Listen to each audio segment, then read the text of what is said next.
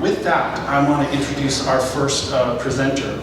So I'm very excited, Jesus, that you're here. Jesus Ramirez-Valles is a professor and co-director of Community Health Sciences at the University of Illinois Chicago School of Public Health. His research interests include health education and health promotion, community organizing, sociology of health, race, gender, and sexual orientation. Jesus' book, entitled Queer Aging, The Baby Boomers and a New Frontier for Gerontology, outlines the generation that he coined baby boomers by describing those who came of age during the HIV/AIDS crisis and the gay civil rights movement, as I just mentioned. He's been a fellow at the Rockefeller Study Center in Bellagio, Italy, and served at the Council for the National Institutes of Minority Health and Health Disparities. He's also the editor-in-chief of the journal Health Promotion Practice. So with that, I'm going to ask Jesus to come on up and kick us off.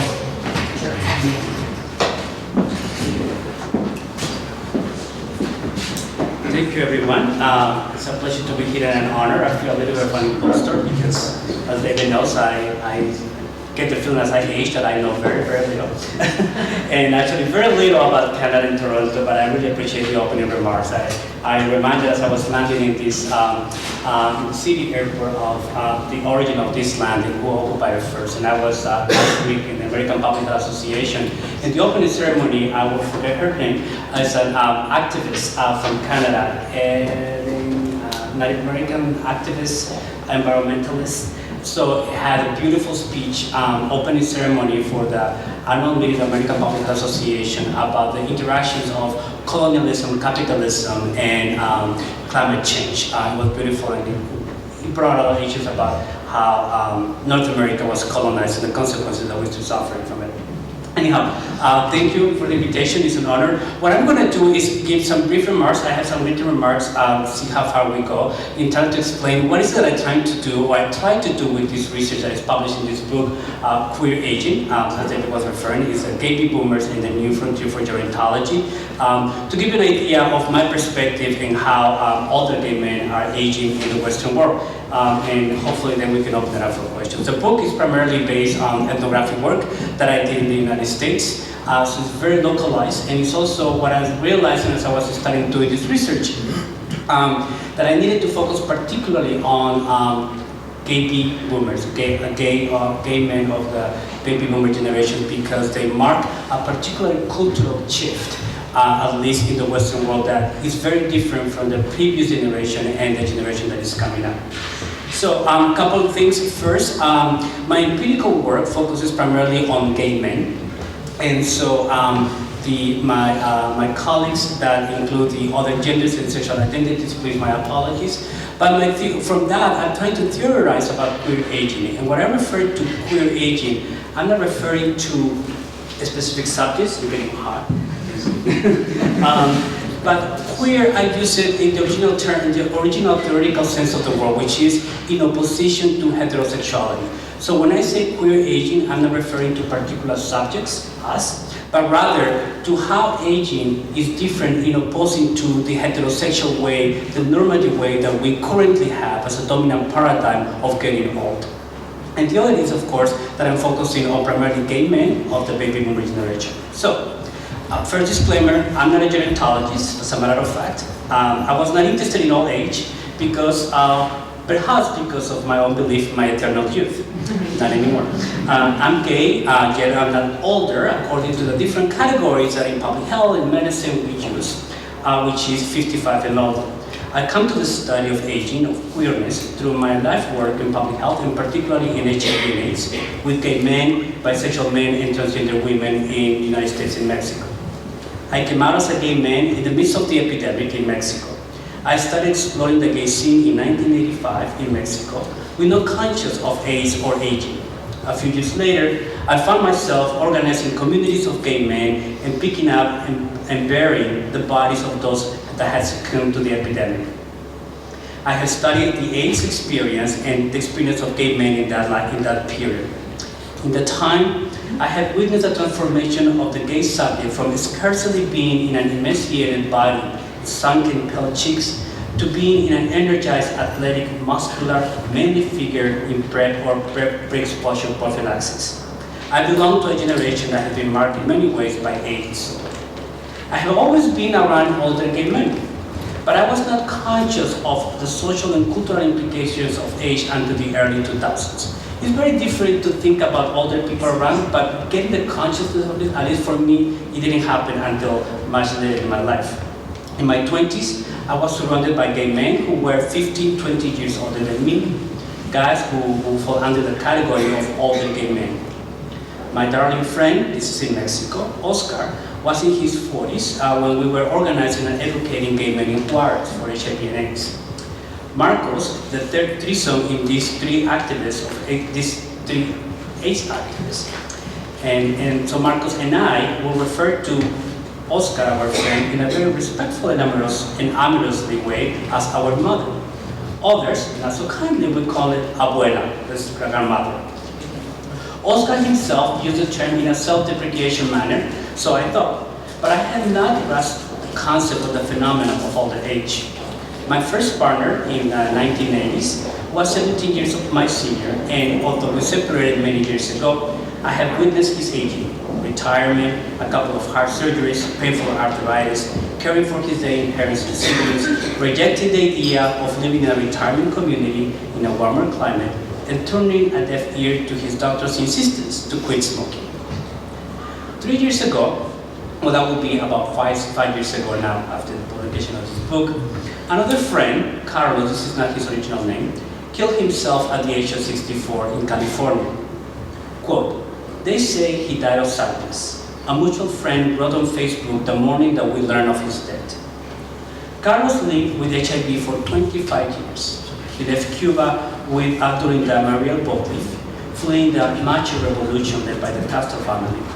In the same group of refugees was Bernardo Arenas, one of the most prolific and fervent Cuban writers of the second half of the 20th century. Arenas, a gay man, also suffered from AIDS and committed suicide in 1990 in Manhattan. He jumped from a building. He was 47 years old, and like my friend, he married and had children during his younger years in Cuba. My friend Carlos fought AIDS, exile, homophobia, and melancholia. He battled HIV and AIDS long enough to benefit from the antiretroviral therapies. He aged with HIV and the seemingly perpetual sadness. Carlos was able to build a very successful professional career in the United States, thanks to the new therapies that emerged in the 1990s. Wise, smart, witty, and handsome, he always had friends and men who loved him. He even competed in the track and field on the Olympic Games. But many of us never saw the other side, his depression. His surviving partner of 10 years, however, knew of that inner anguish very well. He toured the country, that means the United States, with Carlos in search of treatment, clinics, and psychiatrists that could relieve his depression. So many times he rushed home or to the clinic after a phone call telling him Carlos had made yet another attempt. Carlos' passing came to me as a reminder of AIDS. Gay men dying in the 1980s and in the early part of the 1990s, in a time right now that we think of HIV as a manageable chronic condition. His friendship drew me close to the experience of aging as a gay person and with HIV. Men of this generation are unique, yet they are unnoticed in the field of gerontology. And this is my reaction primarily for this work against the current status of gerontology. So another important factor about this book was the maturing of the baby boomers. In 2011, the midst of my fieldwork for this book, the oldest member of the baby boomer generation turned 65. And in 2014, the youngest became 50. This was heralded as a major milestone that would change the aging experience in the United States. The unprecedented large size, this is one of the largest cohorts in the history of the United States. It was very different from the preceding generation, the silent generation, which was born between 1925 and 1945. Also signaled changes in the aging experience, from living arrangements and work to expectations about sexuality and body image. Even more important is the baby boomer generation came to age during the gay liberation movement, creating the first cohort of openly lesbian, gay, bisexual, and transgender people. We all know here in the room that we always have sexual behavior in different ways and expressions. However, the collective identity of gay, lesbian, bisexual, and transgender came out with the baby boomer generation. For these reasons, I believe it is crucial, we are in a crucial time, like David was referring to examine the experiences of gay men of the baby boomer generation. They are the first to age identifying as gay men. They are the hardest hit by the AIDS epidemic, and now they're counted in the largest group of aging people, many of them aging with HIV. If you look at the history of the epidemic of HIV, in epidemiological charts like morbidity, mortality, incidence and prevalence, you see that the highest peak of mortality and morbidity was in the 1990s, between 91 and 95. That's when the baby boomer generation was at the peak of their adulthood, if you will, or young adults, with all the life in front of them, but also with a lot of sexual experience and the energy of building the new communities. So because of that, this is the generation that was and has been the hardest hit by the epidemic, not only because many of them die of it and many of them are living with it, but because many of them, their social networks were depleted. And of course, the idea and the dreams that they came as a young people were destroyed. So when I studied this book, I turned to my gerontologist colleagues for help. Remember, I'm not a gerontologist. They offer guidance to the central concerns about aging, which is about life transitions, chronic illness, and comorbidity, social support, independent living, and successful aging, which is very popular nowadays. Then I began to take stock of the existing research on gay men. At the same time, I started hanging out with various groups of older LGBT, most of them in social services in Chicago. I quickly realized that gerontology is a very conservative field, a view that was confirmed by my colleagues working with older queer folks. Early in this project, I contacted a leading research center which was undertaking a first study on sexuality in older gay men, older age, using a national representative sample. So I can tell you a story. I will not name the university to protect my colleagues, but when I started doing this project, I called the NIH, from where I get most of my funding for my research, the National Institute of Health in the United States. I called the office and I said, hey, I'm interested in this project, older gay men, blah, blah, blah. And she said to me, you should contact such and such. We just got combined with the Ford Foundation and MacArthur Foundation to put together $10 million to do this first national representative sample of older people not living in homes or in institutions, open community dwellers, on their sexuality. And I said, perfect. So I called them up, we had a conversation. And the study is the first one not only to learn sexuality, but also they were collecting by specimens. So I selected a random sample. This is national in the United States. There were social behavioral data, but also as a sample of them, they were collecting urine, blood, et cetera, for different biomarkers. So I told them that I was interested in exploring the sexual minorities, gay and lesbian people, and they said, well, we actually do not ask about sexual orientation. And I said, why do you not ask about that? Because we find it very intrusive. I just couldn't believe it. They had people naked in front of them, literally naked, to take your blood, your urine, and feces, and everything for this, and they didn't bother to ask. This is 2014, 2015. They didn't bother to ask people, who's the person living with you? Are you married to this person? Do you sleep with them? Nothing at all. I was so outraged. So at that moment, of course, when you call like AT&T or Rogers, the phone service company that you are, obviously you hang up the phone and throw it away.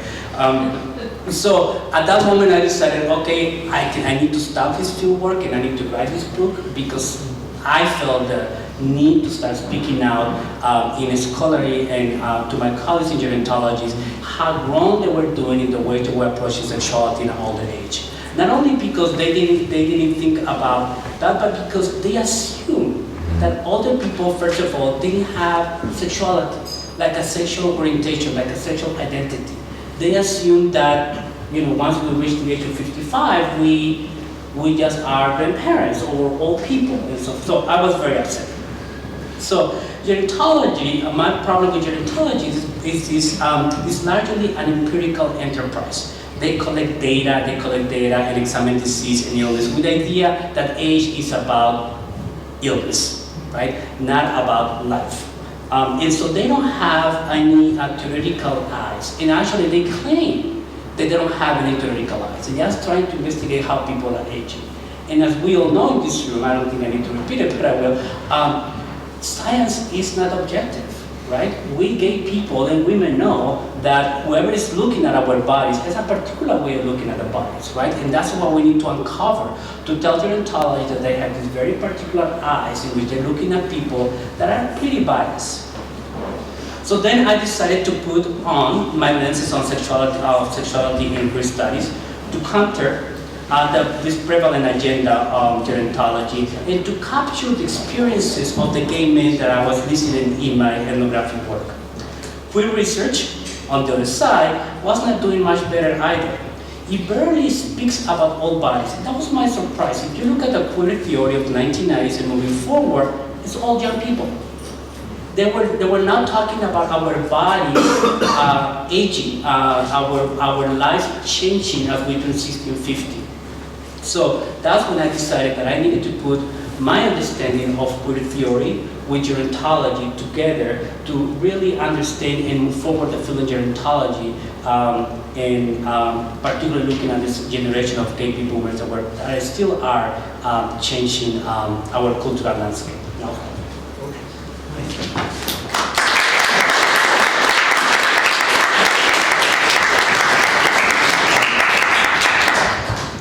Thank you, Jesus.